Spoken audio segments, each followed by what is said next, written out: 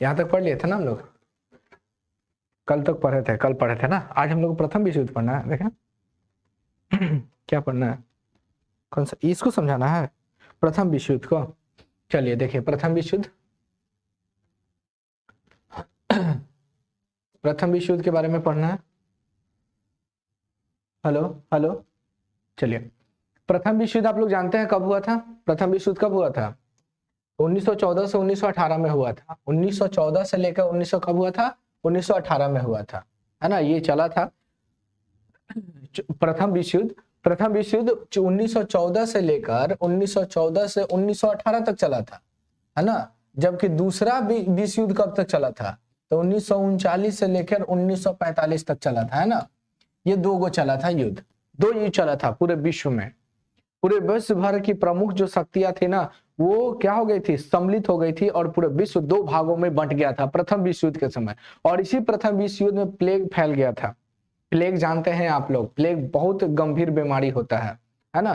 पहले हुआ करता था, लेकिन अब चूहों से होता है। ये प्लेग किससे होता है? चूहा से होने वाला एक रोग है प्लेग, है ना। चलिए अब यहाँ देखिए कब ये युद्ध हुआ था? तो 1914 से 1918 तक ये चला था। इसमें विश्व की प्रमुख शक्तियां सहयोगी केंद्रीय शक्ति के रूप में सम्मिलित हुई। 70 मिलियन से भी अधिक सैनिक, जिसमें 60 मिलियन यूरोपीय थे। पूरे 70 मिलियन सैनिक था। 70 मिलियन है, 1 मिलियन में कितना लाख होता है? 10 लाख बराबर 1 मिलियन कहा जाता है।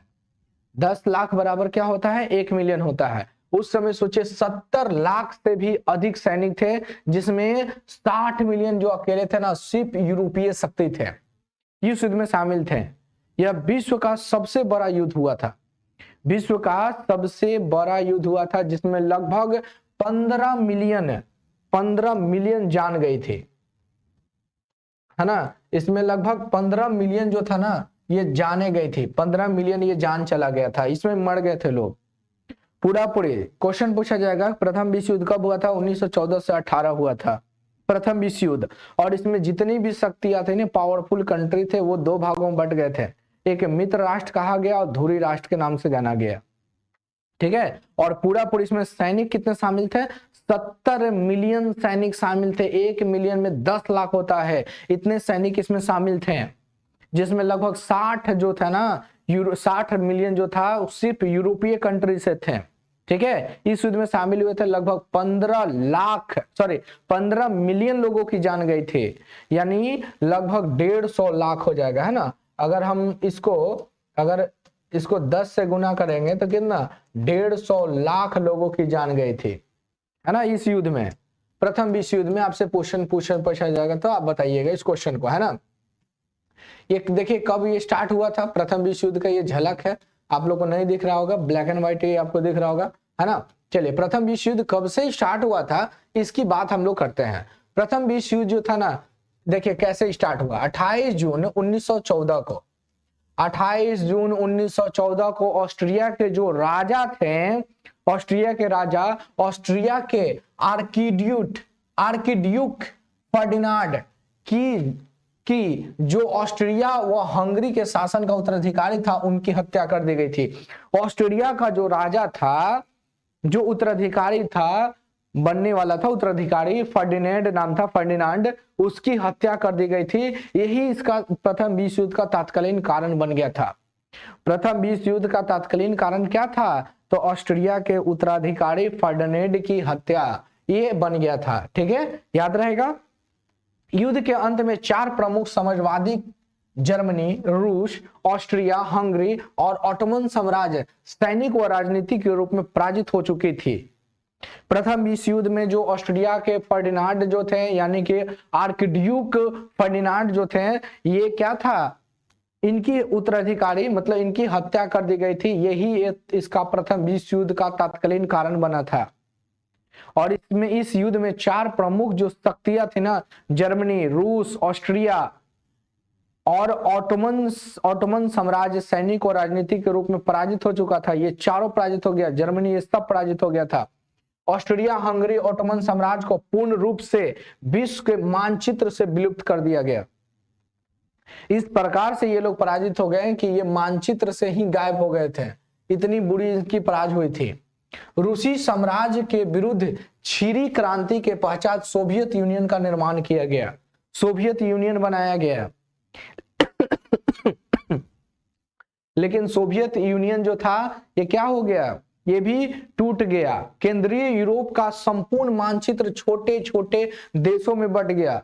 आप यूरोप का आप मानचित्र अगर जानते होंगे, यूरोप का अगर मानचित्र की अगर बात किया जाए तो यूरोप का मानचित्र आप लोग जानते होंगे, है ना। किस प्रकार से होता है यूरोप का मानचित्र, जो पूरी तरह से देखिए हम आपको दिखाते हैं बहुत सारे चीजों को, आप लोग जानते होंगे यूरोप।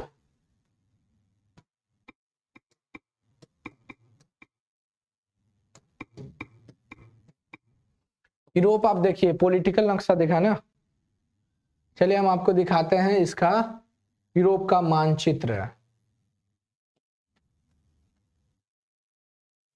ये देखिए यूरोप है, ये दिखा यूरोप, ये यूरोप आपको दिख रहा होगा और यहीं पर आपको ऑस्ट्रिया दिख रहा होगा। देखिए ये ऑस्ट्रिया है, दिख रहा, ये ऑस्ट्रिया है, ये ऑस्ट्रिया है ना। ये बड़ा सा रसिया है, ये रसिया था ये सब, है ना रसिया।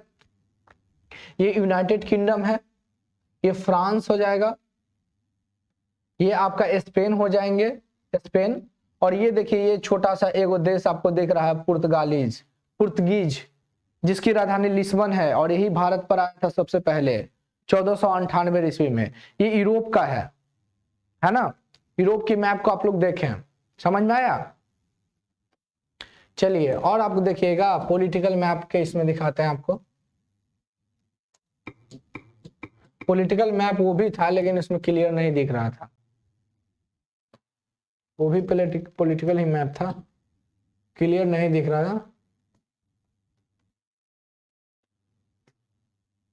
साफ साफ नहीं दिख रहा, इसमें भी साफ साफ नहीं दिख रहा ना। ये देखिए ऑस्ट्रिया हम आपको दिखा रहे थे, ऑस्ट्रिया आप देख सकते हैं, ठीक है। चलिए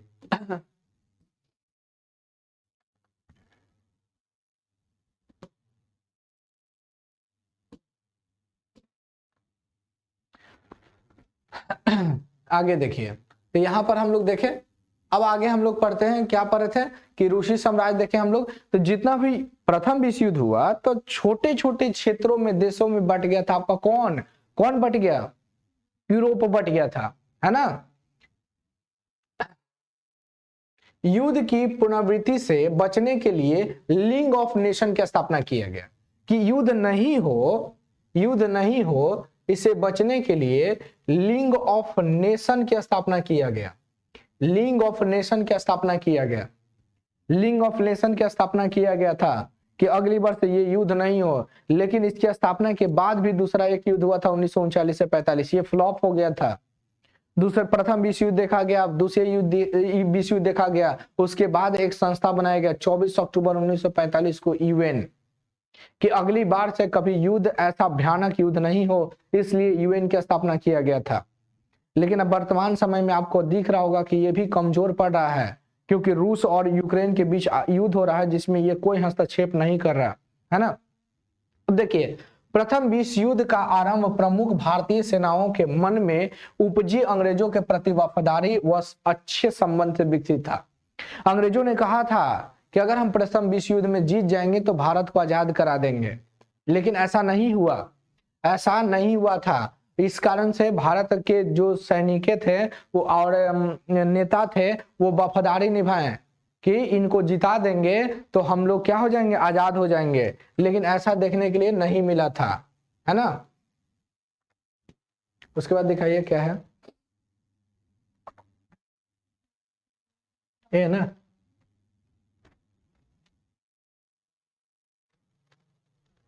ये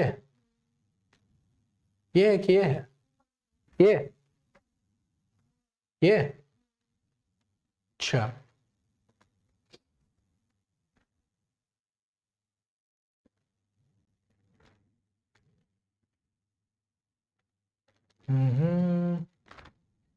तो दही छोड़ा खा रहा था, मैंने दही खाई, हाँ कल बनाओगी।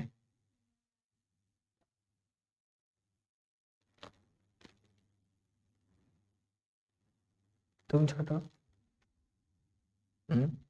तुम दही चूरा खाओगे? खाओगे? ला दें? हम इधर पढ़ा रहे, तुम उधर खा लो। खाओगे? चलिए देखिए, तो यहाँ पे हम लोग देखें, भारतीय विद्रोही यह सोच किसी भी भारतीय विद्रोह को हो जाने की भय ब्रिटिश सोच के बिल्कुल विपरीत था। वास्तव में इंग्लैंड की ओर से युद्ध लड़ने वाले भारतीय सैनिक की संख्या ब्रिटिश सैनिकों से भी अधिक था।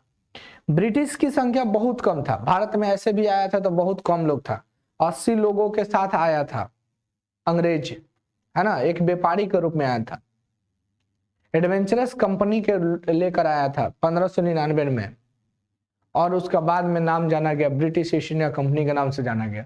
तो ऐसे भी भारत में इसकी संख्या कम था, भारत में इसकी संख्या कम था, भारतीय सैनिक ही इसमें थे। अगर भारतीय सैनिक हाथ हटा लेते तो ब्रिटिश को जीतना मुश्किल था, नहीं जीत पाता। भारतीय सैनिक की संख्या क्या था, ब्रिटिश से अधिक थी। भारतीय संस्थानों और सैनिकों ने ब्रिटेन के युद्ध जीतने का प्रयास में अच्छा खासा योगदान दिया। भारतीय जितने भी छोटे छोटे संस्था थे और भारतीय जो सैनिक थे वो अंग्रेजों को जिताने का काम किए। अगर भारतीय सैनिक अपने हाथ खींच लेते तो अंग्रेज बुरी तरह से पराजित हो जाते। हमारे भारतीय लोग ही बहुत सारे ऐसे थे ना जो अंग्रेज का सपोर्टर थे, अंग्रेज के पुजारी थे, और बहुत सारे ऐसे थे कि उनको भगाना चाहते थे क्योंकि वो हमारे ऊपर अत्याचार करते थे। जीतने के प्रयासों से अच्छा खासा योगदान दिए। भारतीय राष्ट्रीय कांग्रेस ने भी यह सब इस आशा में किया कि युद्ध के पश्चात उन्हें स्वराज का अधिकार मिल जाएगा। भारतीय राष्ट्रीय कांग्रेस आप लोग जानते हैं, इसकी स्थापना 1885 में हुआ था, होने वाला था पुणे में, लेकिन बंबई में किया गया। इसलिए बंबई में किया गया क्योंकि पुणे में प्लेग फैल चुका था, इसलिए इसका। तो ये भारतीय राष्ट्रीय कांग्रेस भी इस वजह से अंग्रेजों का सपोर्ट किया ना कि हमें स्वराज स्वतंत्रता मिल जाएगा। इस कारण से 1.3 मिलियन से अधिक मजदूरों और सैनिकों ने यूरोप, अफ्रीका के मध्य पूर्वी में चले युद्ध में भी अपना सहयोग दिए। 1.3 मजदूर लोग भी क्या थे, इस युद्ध में अंग्रेजों का साथ दे रहे थे। इस युद्ध में अंग्रेजों का साथ दे रहे थे हर जगह से। भारतीय सरकार व राजकुमारों ने भोजन, धन व हथियार ब्रिटेन को उपलब्ध कराया। जितने भी राजा महाराजा थे वो अंग्रेजों को भोजन दे रहे थे, पैसा दे रहे थे ताकि वो युद्ध को किसी भी प्रकार से जीत जाए। कुल मिलाकर 14,000 1,40,000, कुल मिलाकर 1,40,000 भारतीय पश्चिमी मोर्चा पर और 7 लाख लोग मध्य पूर्व में युद्ध कर रहे थे। यानी 1,40,000 जो लोग थे, भारतीय जो लोग थे, वो पश्चिमी क्षेत्र में युद्ध पर मोर्चा संभाल रहे थे, और 7 लाख लोग जो थे मध्य पूर्व में ये युद्ध को संभाल रहे थे, है ना। 47,746 भारतीय सैनिक इस युद्ध में शहीद हो गए थे। ये याद रखिएगा, प्रथम विश्व युद्ध में भारतीय कितने शहीद हुए थे, 47,746 लोग इस युद्ध में समाप्त हो गए थे, यानी शहीद हो गए थे। हमारे भारत के ये सैनिक थे, वीर जवान थे, जिन्होंने अंग्रेजों के साथ दिया, ताकि इस उम्मीद में साथ दे रहे थे कि हम लोग को एक दिन स्वतंत्र कर दिया जाएगा। लेकिन अंग्रेज धोखेबाज थे, इन्होंने कोई स्वतंत्रता का नाम नहीं लिया। ये अंग्रेज आजाद हम लोग को नहीं किए, बल्कि और हमारी दुर्गति हो गई थी बाद में, है ना। ये इस युद्ध में क्या हो गया, शहीद हो गए। जबकि अन्य 65,126 गंभीर रूप से घायल हो गए थे। लगभग 47,000 लोग इस युद्ध में शहीद हो गए थे, जबकि 65,000 जो थे ना इस युद्ध में घायल हो गए थे। ये भारतीय थे जो अंग्रेजों का साथ दे रहे थे, इस उम्मीद में साथ दे रहे थे कि अंग्रेज जब ये प्रथम विश्व युद्ध जीत जाएगा तो हमें आजाद कर देगा। लेकिन अंग्रेज ने हमारे साथ धोखा किया, है ना। यूनाइटेड किंगडम ने हालांकि भारतीयों को स्वशासन का तोहफा न देकर निराश कर दिया। अभी आपको बताया था, इसको बोला गया था, अंग्रेज कहा था कि हमें अगर प्रथम विश्व युद्ध में जिता दोगे तो हम भारत को छोड़ के चल जाएंगे, स्वराज दे देंगे, है ना, क्षेत्र को स्वतंत्र कर देंगे। इस कारण से भारत के बहुत सारे नेता, बहुत सारे सैनिक इसमें युद्ध में कार्यरत हैं, काम कर रहे थे। बहुत से राजा महाराजा इसमें धन भोजन प्राप्ति अंग्रेजों को करवाएं ताकि किसी भी प्रकार से युद्ध जीत जाए। लेकिन अंग्रेजों हमारे साथ क्या किए, निराशा यानी धोखा दे दिया। उसके बाद हम लोग का स्टार्ट हुआ भारतीय स्वतंत्रता आंदोलन, जो गांधी युग आरंभ हो गया, है ना। उसके बाद कौन सा है, मॉन्टेग्यू चेम्सफोर्ड, मॉन्टेग्यू, यही ना है? मॉन्टेग्यू चेम्सफोर्ड सुधार 1919 में लाया गया था। क्वेश्चन डायरेक्टली पूछा जाएगा, मॉन्टेग्यू चेम्सफोर्ड सुधार जो था ये कब आया? 1919 में। प्रथम विश्व युद्ध की समाप्ति पर ब्रिटिश सरकार ने भारत सरकार अधिनियम 1919 को पारित किया, है ना। यह कानून मॉन्टेग्यू चेम्सफोर्ड सुधार के नाम से प्रसिद्ध हुआ। इस कानून ने भारत के प्रांतों में सीमित स्वराज का मार्ग प्रशस्त किया। इस अधिनियम की प्रमुख विशेषता थी, क्या विशेषता थी, तो देखिए अब समझिएगा इसको। क्वेश्चन सबसे पहले क्वेश्चन यह पूछा जाएगा कि मॉन्टेग्यू चेम्सफोर्ड सुधार कब आया था? तो 1919 में इस सुधार को लाया गया था, है ना। केंद्रीय विधायी परिषद को द्विसदनीय बना दिया गया, दो सदनीय बना दिया गया था 1919, जब आपका मॉन्टेग्यू चेम्सफोर्ड सुधार आया था तब। यानी इसमें 2 सदन होंगे, एक शाही विधायकी सभा होगा और दूसरा काउंसिल ऑफ स्टेट होगा। यानी एक राजा के शासन में जाएगा और एक क्या होगा, राज्य के परिषद होंगे, यानी अंग्रेजों का। 1919 में यह अधिनियम 1918 में प्रथम विश्व युद्ध समाप्त हो गया। 1919 के बाद 1919 में मॉन्टेग्यू चेम्सफोर्ड सुधार ला दिया और इसमें कहा कि अब भारत को क्या किया जाए, ये जो विधायी परिषद है उसको 2 भागों में बांट दिया जाए।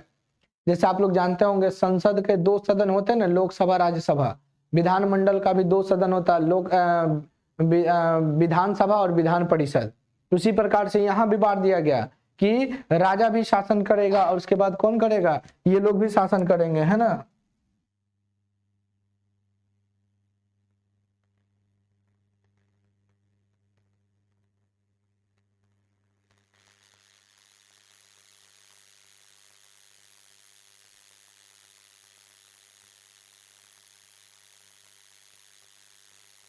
है ना, तो 2 सदन में बांट दिया गया। तो एक कौन सा, इंपीरियल विधानसभा जो राजा के अधीन होगा और दूसरा राज्य परिषद जो अंग्रेजों के अधीन होगा। इस प्रकार से ऐसे बांट दिया गया, यानी 2 सदनों का चयनित किया गया। अब देखिए 2 सदन क्या थे, अब दोनों सदनों में चयनित सदस्यों का बहुमत होता है। हालांकि इन सदनों की शक्तियां अपरिवर्तित रही। ये राजा महाराजा को दिया गया, लेकिन ये उतना ज्यादा कारीगर नहीं था, ये अंग्रेजों के साथ ही था, है ना। इसमें क्या क्या विशेषताएं थी पहले देखिए। प्रांतों में दैत्य शासन व्यवस्था लागू किया गया, 2 सदन की व्यवस्था कर दिया गया। कुछ क्षेत्रों को राजा, मतलब अधिक 2 भागों में, ऐसे समझिए कि 2 भागों में बांट दिया गया। एक राजा के हाथों में चला गया और एक जो था वो अंग्रेजों के हाथों में चला गया। लेकिन राजा जो थे वो नाम मात्र के शासन के रूप में रह गए थे, है ना। प्रांतीय विषय को 2 वर्गों में बांट दिया, एक आरक्षित व स्थानांतरित में बांट दिया गया। वित्त और पुलिस संबंधित विषय जिन्हें सरकार महत्वपूर्ण समझती थी, आरक्षित रूप से इसको सूचीबद्ध कर दिया गया। देखिए यहां पर है ना, पुलिस जो थी, पुलिस संबंधित विषय जिन्हें सरकार की महत्वपूर्ण समझी जाती थी, महत्वपूर्ण समझती थी, उसके आरक्षित विषयों में सूचीबद्ध कर दिया गया। इन विषयों को गवर्नर और उसकी परिषद के अधीन रखा गया। शिक्षा व जन स्वास्थ्य जैसे जन सामान्य से संबंधित विषयों को मंत्रियों के उत्तरदायित्व से संबंधित कर दिया गया। अब बात समझिएगा, यहाँ पर क्या कर दिया गया अंग्रेजों के द्वारा मॉन्टेग्यू चेम्सफोर्ड में। जो पुलिस क्या होता है, मेन होता है, क्योंकि शासन व्यवस्था को चलाने का काम पुलिस ही करता है ना, नियम को पालन करवाने का काम यही करता है। तब पुलिस जितना संबंधित था वो अंग्रेजों के पास चला गया। और जन स्वास्थ्य या जन सामान ये सब चीज जो था ना, ये सब मंत्रियों को दे दिया गया, है ना। इन सब चीजों को क्या किया, मंत्री के पास चला गया। ये मंत्री कार्यपालिका के प्रति उत्तरदायी होते थे। अब कार्यपालिका के प्रति उत्तरदायी, यानी जो अंग्रेज कहेंगे ना उसी हिसाब से ये काम होगा। यानी वास्तविक सत्ता किसके पास चला गया? अंग्रेजों के पास। तो घुमा फिरा के तो बात यही हो गया ना, थोड़ा सा खुशी दिया कि तुम क्या करोगे, इस पर शासन कर सकते हो, लेकिन बाद में यही हुआ जो हम लोग के साथ पहले हो रहा था। सभी विषयों पर अंतिम निर्णय का अधिकार वायसराय यानी अंग्रेजों के पास होता था। जो भी अंतिम निर्णय होगा वो अंग्रेज लेने का काम करेंगे, यानी वायसराय जो बनाया गया था उसको वो ही काम करने का काम करेंगे। इस अधिनियम में भारतीयों को असंतुष्टि के अतिरिक्त कुछ नहीं दिया गया, यानी भारतीयों को कुछ नहीं मिला, सिर्फ निराशा मिला, इसके अलावा कुछ नहीं। बाकी जो सत्ता था वो अंग्रेजों के पास ही चला गया। जो भी फैसला था, आप मान लीजिए आप राजा हैं लेकिन अपने मर्जी से कोई काम नहीं कर रहे हैं, तो क्या है का राजा? आपके पास कोई पावर है? नहीं पावर है, कोई पावर नहीं है। परिणाम स्वरूप संपूर्ण देश में इसका अत्यंत विरोध होना आरंभ हो गया। विरोध तो होगा ही, विरोध होना क्या हो गया? ये आरंभ हो गया है ना। विरोध क्या है?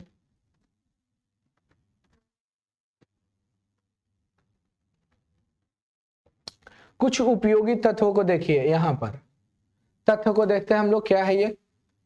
मॉन्टेग्यू चेम्सफोर्ड सुधार का यह नाम एडविन मॉन्टेग्यू है ना, ये जो नाम दिया गया था ना, ये नाम क्यों दिया गया? देखिए, मॉन्टेग्यू चेम्सफोर्ड सुधार का यह नाम एडविन मॉन्टेग्यू राज सचिव था, लॉर्ड चेम्सफोर्ड वायसराय था, ये दोनों के नाम पर पड़ा था, इसीलिए इसका मॉन्टेग्यू चेम्सफोर्ड नाम पड़ गया है ना। क्वेश्चन पूछा जाएगा कि मॉन्टेग्यू चेम्सफोर्ड सुधार कब आया? तो 1919 में। मॉन्टेग्यू चेम्सफोर्ड सुधार किसके नाम पर था? एडविन मॉन्टेग्यू जो राज्य का सचिव था, और उससे जो हेड था ना वायसराय, उसका नाम था चेम्सफोर्ड, ये दोनों के नाम पर पड़ा था है ना। उसके बाद क्या है? Rowlatt act. अब देखिए यहाँ पर रॉलेट एक्ट 1919 में ही एक कानून लाया गया जिसका नाम था रॉलेट एक्ट, जिसको गांधी जी ने काला कानून के नाम से नाम दिया। रॉलेट एक्ट, आप लोग जानते हैं रॉलेट एक्ट के बारे में? नहीं जानते, कोई बात नहीं, हम बताते हैं आपको। देखिए तो सानू सब खेतान चल गया, तुम कहाँ रह गया?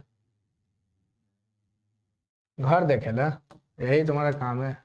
रॉलेट एक्ट 1919 में, मार्च 1919 में अंग्रेजी सरकार ने रॉलेट एक्ट कानून पारित किया था। रॉलेट कानून पारित किया था अंग्रेजी सरकार ने 1919 में। रॉलेट एक्ट लाया गया था, इसको काला कानून के नाम से जाना गया। इसको क्या कहा गया? काला कानून। इसका मतलब क्या है? कि गांधी जी इस कानून को कहे थे। क्यों कहे थे? क्योंकि इसमें किसी भी भारतीयों को बिना वारंट गिरफ्तार कर लिया जाता है।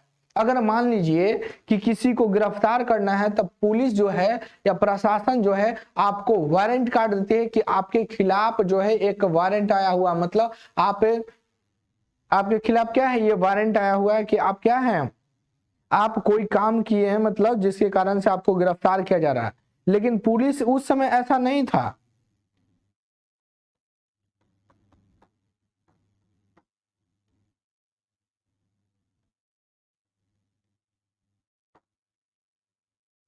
पढ़ा रहे हैं अभी, मैसेज करता है सब। देखिए मार्च 1919 में अंग्रेजी सरकार ने रॉलेट एक्ट को लाया। अब देखिए क्या था, बिना वारंट के अंग्रेज क्या कर सकते थे? भारतीयों को गिरफ्तार कर सकते थे संदेह के आधार पर। अगर उनको लगता है कि संदेह है ना, संदेह के आधार पर गिरफ्तार कर लिया जाता था, उनको जेल में डाल दिया जाता था, और उनके लिए ना कोई अपील होती थी, ना दलील और ना वकील। ये कहा गया इसमें, ना अपील ना दलील ना वकील। इसमें गिरफ्तार भी कर लिया तब कोई वकील आपको नहीं मिलेगा जो आपको छुड़ा सके। इसी कारण से इसको क्या कहा गया? इस कारण से इस अधिनियम में भारतीय जो लोग थे ना, बहुत ज्यादा क्रोधित हो गए। गुस्सा तो होगा ही। आप मान लीजिए सब्जी भी लाने जा रहे हैं, तो झोला वोला लिए, तो किसी को संदेह हो गया अंग्रेज को, पुलिस को, आपको क्या कर ले? गिरफ्तार कर लेगा। अब बताते रहिए कि सब्जी लाने जाए, कोई फर्क नहीं, जेल में डाल दिया आपको। तो बताइए गलत है ना, ये कानून गलत है ना। देख रहे थे कोरोना काल में क्या हुआ था, सबको हाथ में झोला लेकर जाना पड़ता था कि सब्जी लाए जा रहे हैं, और नहीं तो लाल लाल कर देता था, जैसे ये लाल है ना। लोगों ने इस कानून को काले कानून की संज्ञा दी है। गांधी जी ने विरोध स्वरूप रॉलेट सत्याग्रह आरंभ कर दिए, और गांधी जी बोले कि अब चलेगा रॉलेट एक्ट, है ना। गांधी जी इसके खिलाफ क्या किए, पूरे देश में 6 अप्रैल को देशव्यापी विरोध होने लगा। 6 अप्रैल 1919 को यह विरोध कर दिया गया। मार्च 1919 में इस कानून को लाया गया था और पूरे देश में हंगामा हो गया, और गांधी जी चल पड़े 6 अप्रैल को।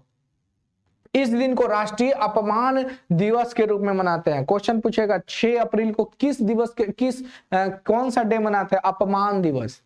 ये अपमान ही है ना, हम भारतीयों के साथ कितना बुरा होता नहीं था, कितना गलत है, ये गलत ही है ना कि आप संदेह के आधार पर किसी वारंट के आधार, बिना वारंट के ही आप किसी को गिरफ्तार कर लीजिएगा, जेल में डाल दीजिएगा, ना वो दलील कर सकता है, ना अपील, ना ही वकील भी रख सकता है। ये गलत था। इसलिए यहाँ के लोग और गांधी जी ने क्या कह दिए, ये काला कानून है, अंग्रेजों के द्वारा लाया गया कानून गलत है, इसका विरोध 6 अप्रैल को कर दिए, और इस दिन को हम लोग अपमान दिवस के रूप में मनाते हैं। क्वेश्चन पूछा जाएगा अपमान दिवस कब मनाते हैं, 6 अप्रैल को, है ना। तो राष्ट्रीय अपमान दिवस के रूप में हम लोग इसको मनाते हैं, है ना। उसके बाद फिर स्टार्ट हो गया कौन सा, 1919 में जलियांवाला बाग हत्याकांड।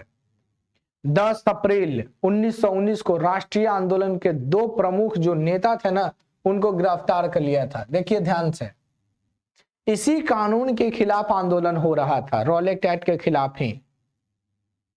10 अप्रैल 1919 को 2 नेताओं को, जो प्रमुख नेता थे, उनको गिरफ्तार कर लिया गया, जिनका नाम था डॉक्टर सैफुद्दीन किचलू और डॉक्टर सत्यपाल। इन दोनों को पंजाब में गिरफ्तार कर लिया गया। ऐसा समझे कि नहीं। क्वेश्चन पूछा जाएगा कि ये क्यों हुआ, तो इसी रॉलेट एक्ट के खिलाफ विरोध किया जा रहा था। इसी में 2 प्रमुख नेता थे, डॉक्टर सत्यपाल और कौन थे, डॉक्टर सैफुद्दीन किचलू। इन दोनों को गिरफ्तार कर लिया गया। इन दोनों को क्या किया गया, गिरफ्तार कर लिया गया, और इसी घटना के लोगों को भड़का दिया। इस घटना ने लोगों को क्या कर दिया, भड़का दिया। गांधी जी आए थे अमृतसर, लेकिन उनको एंट्री नहीं दिया गया, उनको आने नहीं दिया गया, है ना। और यहाँ 2 जो प्रमुख थे उनको गिरफ्तार कर लिया गया इसी कारण से। और ऐसे खैर ये तो आपका, ये लोग सिर्फ आपको शांतिपूर्ण रूप से यहाँ पर बैठक कर रहे थे। ये मेला लगा हुआ था जलियांवाला बाग में। अमृतसर में एक जगह है जलियांवाला, और बाग मतलब होता है फील्ड या बगीचा, है ना, बगीचा। उसी बगीचा में मेला भी लगा हुआ था, बैसाख पूर्णिमा था, चारों तरफ से घिरा हुआ था, मात्र एक वो गेट था उसमें, और बीच में ही कुआं था। इसी में तभी यहाँ पर क्या हुआ, और ये फेस्टिवल मनाया जा रहा था। कौन सा फेस्टिवल था जी, बैसाखी, है ना, बैसाखी। इसी में क्या हुआ था, अमृतसर के जलियांवाला बाग में रखी गई थी, एक सभा रखी गई थी, और इसी में शांतिपूर्ण रूप से बड़े और बच्चों, महिलाओं ने भाग लिया था। मेला भी था, मेला भी लगा हुआ था बैसाखी का, और इसमें आंदोलन नहीं हो रहा था, ये शांतिपूर्ण तरीके से एक मीटिंग चल रहा था। इसमें किसी मारपीट नहीं था, है ना, किसी भी प्रकार का नहीं।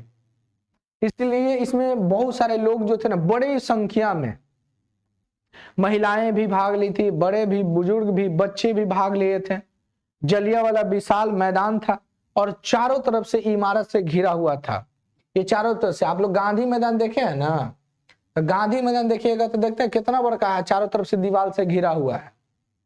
गांधी मैदान में भी बहुत सारा गेट नहीं था, लेकिन एक बार बम ब्लास्ट हो गया ना, तो चारों तरफ से ढेर सारा गेट बना दिया गया है ना, डेग आपको गेट बना दिया गया है। तब यहीं पर क्या हुआ, ये विशाल चारों ओर से इमारत से घिरा हुआ था। इसमें केवल एक ही निकास द्वार था, यानी एक ही दरवाजा था। अमृतसर के सैनिक कमांडर जनरल डायर, है ना। सैनिक जो कमांडर था जनरल डायर ने बाग में निकास द्वार को बंद कर दिया और निहत्थे लोगों पर गोलियां चलाना स्टार्ट कर दिया, शुरू कर दिया। यह गोलीबारी तब तक चलती रही जब तक कि गोलियां खत्म नहीं हो गई। ये आया चारों तरफ से, एक तो गेट था, गेट को बंद कर दिया, चारों तरफ से सैनिक को खड़ा करा दिया और गोली मारना स्टार्ट कर दिया, गोली चलाना स्टार्ट कर दिया। ये गोली तब तक चलती रही जब तक कि उसका गोली खत्म नहीं हो गया। इसमें सैकड़ों लोग गोलीबारी में मारे गए, हजारों बुरी तरह से घायल हो गए और बहुत सारे लोग कुआं में गिरकर मर गए, है ना। पूरा देश जो था इस नरसंहार से पूरा देश सन गया था, पूरा खून लथपथ हो गया था, पूरा खून हो गया था। उस बाग में पूरे खून से भर गया था, पूरी तरह से वो लाल लाल हो गया था वहां की मिट्टियां। किसी का पैर टूटा हुआ था, किसी का हाथ टूटा हुआ था, कि कोई का सर फटा हुआ था। इस प्रकार से गोलियों और मरे हुए लोग वहां पर पूरी तरह से शमशान का रूप ले लिया। लाल लाल लोग वहां पर दिख रहे थे खून के कारण, है ना। पूरे देश में विरोध स्वर उठने लगे। सभी राष्ट्रीय नेताओं ने कायरतापूर्ण घटना की भर्त्सना को की, यानी कि इसके विरुद्ध आंदोलन किए, कि बोले कि नहीं ये गलत किया, ठीक ना। इसीलिए रविन्द्रनाथ टैगोर, आप लोग जानते होंगे, रविन्द्रनाथ टैगोर जी क्या किए, नाइटहुड की उपाधि लौटा दिए। अंग्रेज नाइटहुड की उपाधि दिया करता था, आज भी ये नाइटहुड की उपाधि दिया जाता है। नाइटहुड की उपाधि रविन्द्रनाथ टैगोर जी को दिया गया था। क्या किए रविन्द्रनाथ टैगोर, लौटा दिए। बोले कि तुम भ्रष्ट हो, तुमने गलत किया भारतीयों के साथ, इसलिए वो लौटा दिए। गांधी जी कैसर हिंद की उपाधि लौटा दिए, है ना, अंग्रेजों को वापस कर दिए।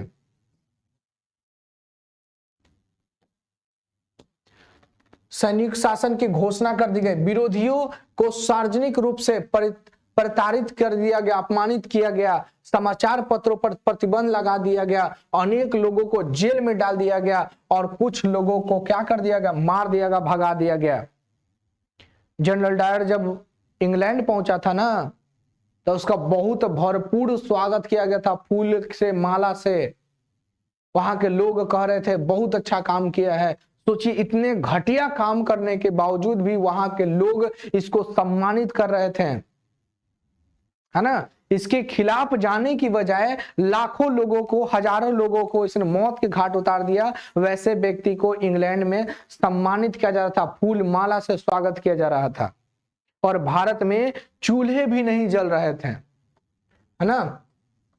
चलिए यहां पर हम लोग देखें, जलियांवाला बाग को देखें। जलियांवाला बाग में आपको पता होना चाहिए कि 1940 में उधम सिंह ने जनरल डायर की हत्या कर दिए। उधम सिंह, ये हमारे वीर थे, उधम सिंह। इन्होंने ही जलियांवाला बाग में जो गोली चलाया था ना, उसकी हत्या कर दिए थे जनरल डायर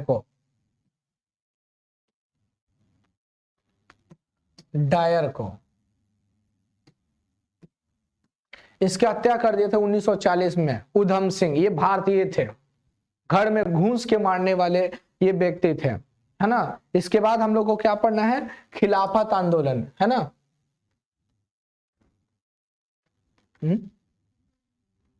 क्या,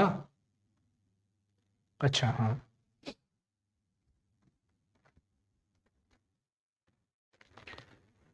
हाँ, दही चूरा के दिन पढ़ रही हो तुम सब। अब बताओ, इसको ना बोलते टैलेंटेड। वो गधा घूम रहा था वो, और सब घूम रहा है। घूमो घूमो, घूमना है, घूमो घूमो। खिलाफत आंदोलन 1919 1920 खिलाफत आंदोलन, समझ रहे हो। खिलाफत आंदोलन, प्रथम विश्व युद्ध के पश्चात ब्रिटेन ने टर्की आप लोग जानते हैं, टर्की बोलते हैं इसको, टर्की नहीं, तुर्की का सुल्तान, जो संपूर्ण विश्व में मुसलमानों का नेता था, जिसको खलीफा कहा गया, है ना। टर्की में जो सुल्तान था ना, तुर्की में जो सुल्तान था, वहां का जो सुल्तान था, राजा था ना, वो संपूर्ण विश्व का वो नेता था। इसको खलीफा कहा गया, ठीक ना, खलीफा, खलीफा, खिलाफत, देखा। यानी ये कब स्टार्ट हुआ, खिलाफत आंदोलन कब हुआ, 1920 में। ब्रिटेन ने क्या किया, प्रथम विश्व युद्ध खत्म हुआ, 1918 में खत्म हो गया, 1919 में जलियांवाला बाग हत्याकांड हो गया, रॉलेट एक्ट आया। 1920 में क्या किया गया कि जो पूरे विश्व का जो सुल्तान था, जो टर्की में रहता था, यानी मुसलमानों का जो नेता था, उसको क्या कहा गया, खलीफा कहा गया। उस पर अपमानजनक शर्त थोप दिया गया। पूरे विश्व के जितने भी मुसलमान थे ना, इसको खलीफा मानते थे, अपना समझिए तो क्या गुरु मानने का काम करते थे। और इसके खिलाफ क्या कर दिया गया, अपमानजनक अंग्रेजों ने थोप दिया, है ना। इस कारण से ये घटना भारतीय मुसलमान में भी ये क्रोध उत्पन्न हो गया। भारतीय मुसलमान भी बोले कि नहीं, ऐसा नहीं हो सकता है ना, ऐसा आप लोग नहीं कर सकते, गलत है। उन्होंने अली भाइयों मोहम्मद अली और शौकत अली, ये याद रखिएगा, दो भाई थे, मोहम्मद अली और शौकत अली। कौन थे, मोहम्मद अली और शौकत अली, तथा अब्दुल कलाम आजाद के नेतृत्व में खिलाफत आंदोलन की शुरुआत हुई थी। ये अब्दुल कलाम नहीं, ये डॉक्टर APJ अब्दुल नहीं, अबुल पाकिज ये नहीं, डॉक्टर जो आपका मिसाइल मैन के नाम से था वो नहीं। भारत के प्रथम शिक्षा मंत्री ये थे अब्दुल कलाम आजाद। ये इनको हम नहीं बोल रहे हैं, जिनको मिसाइल मैन कहा जाता, वो अब्दुल कलाम नहीं, ये दूसरे हैं जो भारत के प्रथम शिक्षा मंत्री बने थे। मोहम्मद अली और शौकत अली तथा अब्दुल कलाम आजाद के नेतृत्व में इस आंदोलन को चलाया गया, खिलाफत आंदोलन को, है ना। खिलाफत आंदोलन को क्या किया गया, इसको चलाया गया।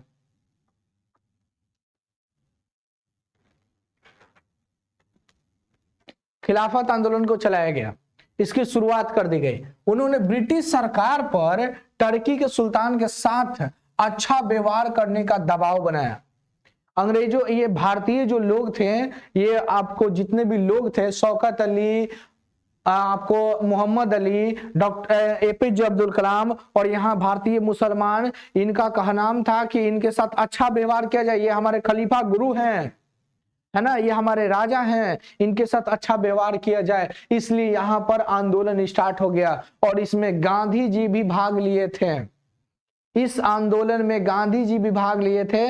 गांधी जी का सबसे पहला सफल आंदोलन जो था 1917 का चंपारण था, उसके बाद खेरा था, है ना, अहमदाबाद मिल मजदूर था, ये सब में भाग लिए थे। इसलिए खिलाफत आंदोलन में भी क्या किए थे, भाग लिए थे। कौन कौन थे, तब बाल गंगाधर तिलक और गांधी जी भी खिलाफत आंदोलन में क्या किए थे, भाग लिए थे। ठीक है, याद रखिएगा, हिंदू और मुसलमान दोनों इस आंदोलन में कंधे से कंधे मिलाकर चले थे। क्वेश्चन में पूछा जाता है किस आंदोलन में भारतीय मुसलमान और हिंदू दोनों एक साथ अंग्रेजों के खिलाफ लड़े थे, यही खिलाफत आंदोलन था। खिलाफत आंदोलन के विरुद्ध में भारतीय मुसलमान एक साथ कंधे से कंधा मिलाकर लड़ने का काम किए थे अंग्रेजों के खिलाफ, कि अंग्रेजों को किसी भी प्रकार से उनके माफी मांगिए और साथ में उनको जो अपमान किए हैं उससे उनको क्या कीजिए, उनको राहत दीजिए, यानी कि आप उससे माफी मांगिए, आप ऐसे नहीं बोल सकते हैं। इसलिए यहाँ के लोग जो थे ना, सब लोग यहाँ पर आंदोलन कर रहे थे। याद रखिएगा खिलाफत आंदोलन को। उसके बाद कौन सा है, असहयोग आंदोलन। हम आपका सहयोग नहीं करेंगे, इसी को कहा गया असहयोग आंदोलन। असहयोग, अंग्रेज द्वारा किए गए अमानवीय व्यवहार, पंजाब व टर्की के लिए अनुसूचित व्यवहार से क्रोध होकर कांग्रेस ने गांधी जी के नेतृत्व में असहयोग आंदोलन स्टार्ट कर दिए। इतने बड़े बड़े जो था ना भारत में, आपका जलियांवाला बाग हो गया, रॉलेट एक्ट हो गया, खिलाफत आंदोलन हो गया, ये सब को देखकर भारतीय बहुत अंदर से क्रोधित थे। साथ में टर्की के खिलाफ जो हुआ था यहाँ के खलीफा को, याद रखिए खलीफा पद को आपको खत्म कर दिया गया था 1924 में। ठीक है, याद रखिएगा। यहाँ पे आपको क्वेश्चन पूछ दिया जाएगा कि असहयोग आंदोलन कब स्टार्ट हुआ, तो याद रखिएगा आप इसको 1 अगस्त 1920 को गांधी जी ने आखिरकार भारतीय असहयोग आंदोलन आरंभ करने की घोषणा कर दिए थे। क्वेश्चन आपसे पूछा जाएगा असहयोग आंदोलन कब स्टार्ट हुआ, 1 अगस्त 1920 को। 1 अगस्त 1920 को भारतीयों ने क्या किया, गांधी जी क्या किए, असहयोग आंदोलन स्टार्ट कर दिए, असहयोग आंदोलन स्टार्ट कर दिए, है ना।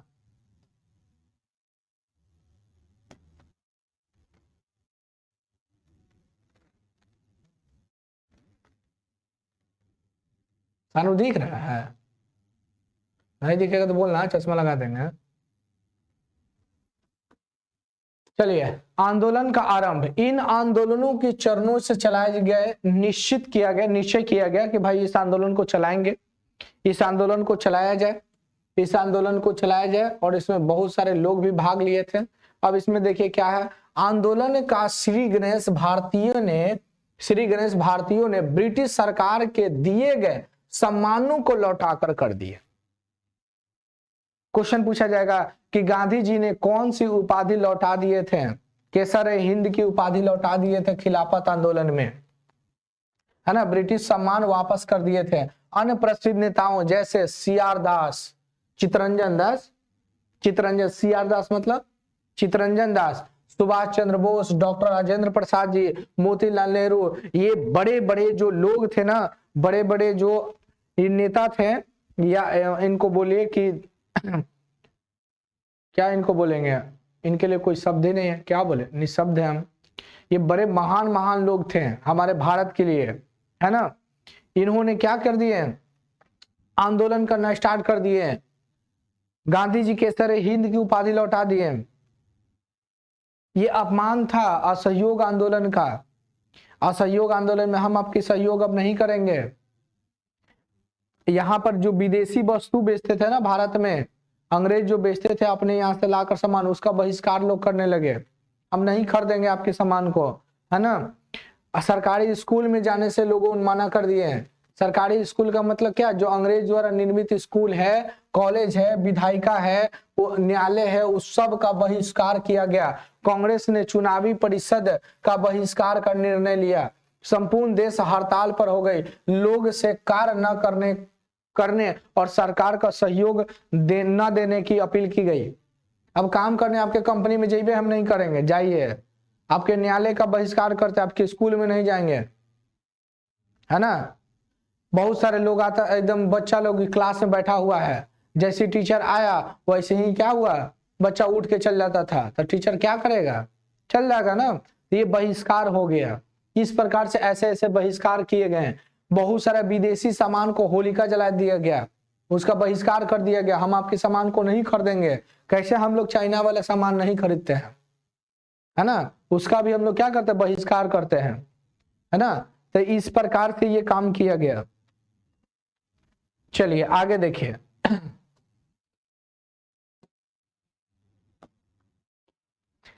निर्माण का कार्यक्रम, सरकारी कार्य को ठप कर देने का उद्देश्य लिया। सरकारी काम, सरकार जो मतलब ब्रिटिश कंपनी जो लगी हुई थी, जो सरकारी काम होता था अंग्रेजों का जो काम था, वो भारतीय उसमें शामिल नहीं होते थे। भारतीय उसमें सम्मिलित होना पसंद नहीं करते थे। निश्चय कर लिए कि अब हम क्या करेंगे, आपका बहिष्कार करेंगे, हम उसमें आपका कोई भी काम में साथ नहीं देंगे। ये था इसका, है ना। अपना लोग खुद सामान बनाने लगे, खुद चरखे और खादी का लोकप्रिय को बढ़ाया, खुद से अपने अपने सूत काटने लगे, लोग कपड़ा बनाने लगे, अंग्रेजी कपड़ा का बहिष्कार करने लगे। हिंदू मुस्लिम एकता बढ़े, हिंदू मुस्लिम को वो तोड़ रहा था, हिंदू मुस्लिम एक साथ हो गए। इस प्रकार से अस्पृश्यता को सफाया कर दिया। छुआछूत जो था अंग्रेजों के द्वारा लाया गया था, भ्रम फैला दिया गया था, उस भ्रम को तोड़ दिया गया, है ना। अब अपने गुरुकुल में लोग जाके पढ़ते थे, शिक्षा का प्रसार किया गया, गुरुकुल में ही जाके अपने लोग क्या करते थे, पढ़ते थे। ठीक है, चलिए याद रखिएगा।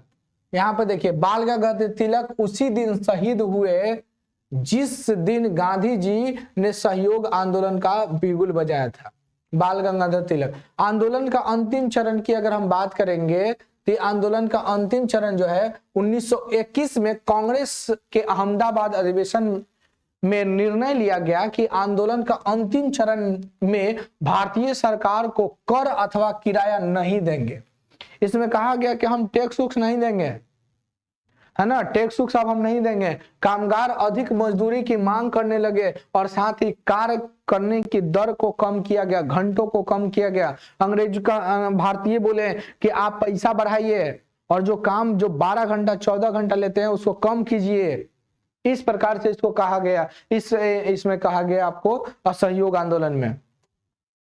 जनवरी 1922 की अगर बात किया जाए, जनवरी 1922 में एक सप्ताह का समय देते हुए गांधी जी ने सरकार को चेताया कि वो अपनी दमनकारी नीतियों पर लगाम लगाएं, लेकिन सरकार ने इस पर ध्यान नहीं दिया और अतः 1 फरवरी 1922 को बरदौली से आंदोलन क्या हो गया, बरदौली से आंदोलन क्या हो गया, स्टार्ट हो गया, है ना।